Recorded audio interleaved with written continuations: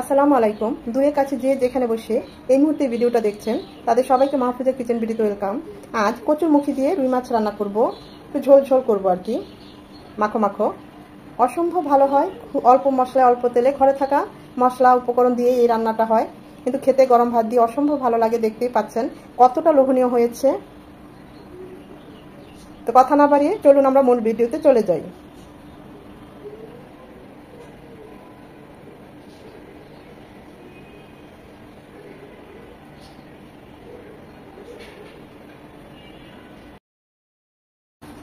রুই মাছ রান্না করব, খুব ভালোভাবে ধুয়ে পরিষ্কার করে নিয়েছি। আমি আবার একটু লবণ আর লেবু পানি দিয়েও 10 মিনিট ভিজিয়ে তারপর আবারও ধুয়ে নিয়েছি। যেহেতু চাষের মাছ, টাস্টে গন্ধ থাকে।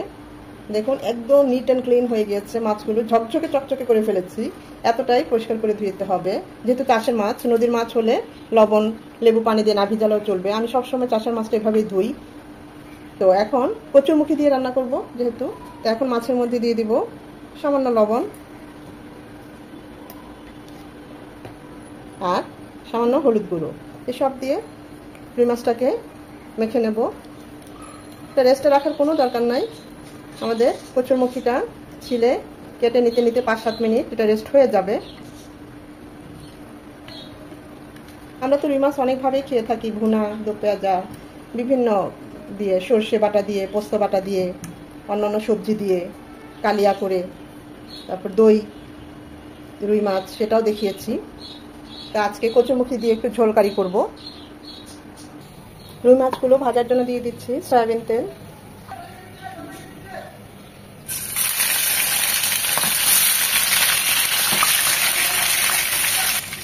যেহেতু আমরা রুই মাছটা রান্না করবো তাই আমি একদম হালকা করে ভেজে নেব, জাস্ট 1 মিনিট করে একটু ভেজে নেব। এটা লাল লাল করে ভাজবো না। যে কোনো মাছ রান্না করার সময় আমরা হালকা করে জাস্ট 1 মিনিট করে ভেজে নেব। তবে মাছ যদি ভুনা করতে চান, দো পেঁয়াজা বা ভুনা, সেক্ষেত্রে আরেকটু লাল করে ভেজে নিতে হবে।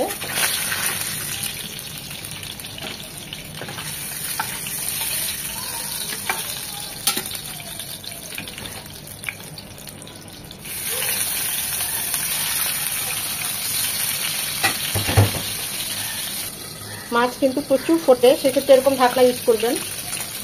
রুই মাছটা অনেক বড়।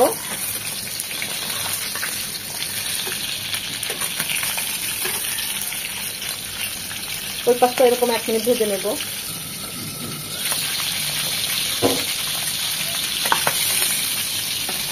আমি ছোট মাছ এরকম হালকা করে ভেজে নেই। যে কোনো মাছ আমি ভেজে খাই। আপনারা চাইলে মাছটা কষিয়েও রান্না করতে পারেন, যারা মাছটা ভাজা পছন্দ করেন না। এই তেলে কচুরমুখীগুলি একটু ভেজে নেব।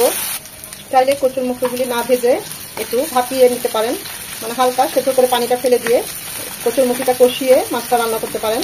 আমি ওভাবেই করি, আবার এভাবেও করি। আজকে একটু ভেজে নিলাম, এভাবেও খুব ভালো হয়। এতে পিচ্ছির ভাবটা থাকে না, কচুরমুখীটা খেতেও খুব সুস্বাদু হয়।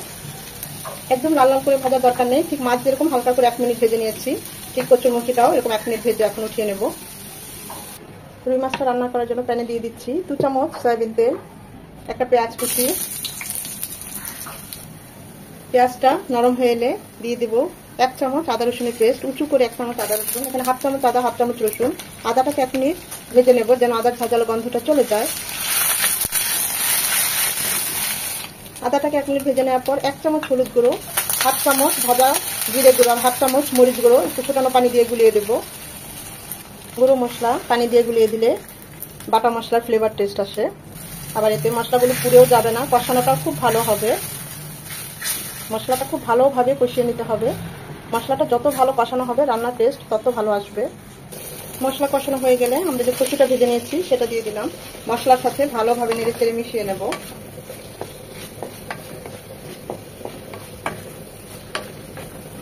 2 থেকে 3 মিনিট মশলার সাথে কচুটা কষিয়ে নেব। 2-3 মিনিট কষিয়ে নেওয়ার পর এখন এখানে দিয়ে দিব ফুটানো পানি। গ্রেভিটা যে যেমন রাখতে চান ওই অনুযায়ী পানিটা দিবেন। আমি এখানে 2.5 কাপ ফুটানো পানি দেব। আমি একটু ঝোল ঝোল রাখবো তাই 2.5 কাপ দিলাম। আপনারা কম বেশি দিতে পারেন, যে অনুযায়ী ঝোলটা রাখবেন। এটা ফুটে আসা পর্যন্ত অপেক্ষা করব।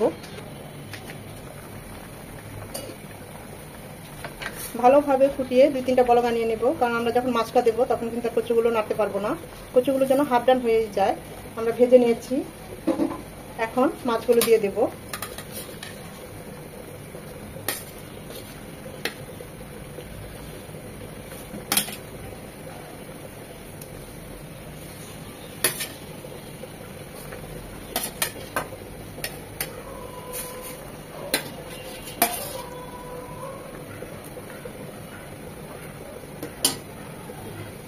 দেব স্বাদ মতো লবণ, কাঁচামরিচ 4টা আস্ত, মাঝখানে মাথাটা ভেঙে দিচ্ছি যেন এতে করে কাঁচামরিচের সুঘ্রাণটা চলে আসে, এতে ঝাল হবে না। আর যারা ঝাল পছন্দ করেন তারা কাঁচামরিচটা মাঝখানে কেটে দিতে পারেন। 10 থেকে 12 মিনিট এটা রান্না হবে। মাছে অবশ্যই আর 2 থেকে 3 বার নেড়ে চেড়ে দেখতে হবে। একটা টমেটো চাল ফালি করে নিয়েছি, সেটা দিয়ে দিচ্ছি।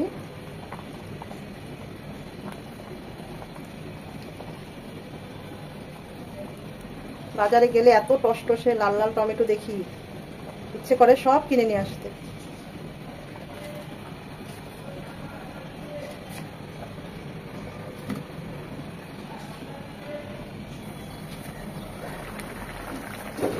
মাছে অবশ্য আমি আরো একবার এভাবে নেড়ে দিয়েছি, যেহেতু ঝোলের মধ্যে মাছগুলো ডুবে আছে তাই আর উল্টিয়ে দেওয়ার প্রয়োজন মনে করলাম না। আর এমনিতেই হয়ে গিয়েছে, দেখতে বোঝা যাচ্ছে।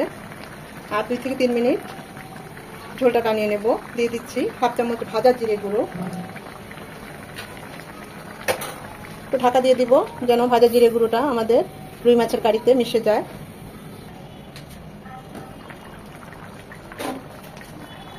মাশাআল্লাহ, খুব সুন্দর। কচু আলুটা একদম সেদ্ধ হয়ে গিয়েছে, মাছগুলোও একদম সুন্দরভাবে হয়ে গিয়েছে। নামানোর আগে ধনেপাতা কুচি দিয়ে নামিয়ে নেব।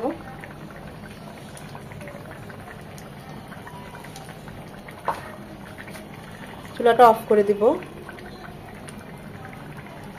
যে কোনো মাছ এই কচুরমুখী দিয়ে রান্না করলে ভালো হয়, চিংড়ি মাছ, ইলিশ মাছ, যে কোনো মাছ।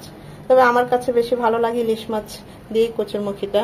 ইলিশের ফ্লেভারে এর স্বাদ আরও দ্বিগুণের থেকে ট্রিপল গুণ বাড়িয়ে দেয়। আমি চুলাটা অফ করে দিয়েছি। এখন সার্ভিং ডিশে সার্ভ করে নেব।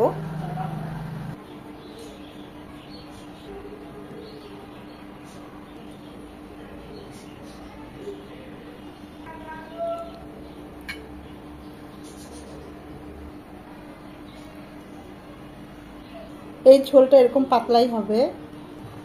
অসম্ভব ভালো হয়েছে, গরম গরম ভাত দিয়ে তো একদম জমে যাবে। আমি তো এভাবেই রান্না করি প্রায়ই। যদি ভিডিওটা ভালো লেগে থাকে এভাবে ট্রাই করতে পারেন, আশা করি নিরাশ হবেন না। লাইক কমেন্ট শেয়ার করে দিবেন।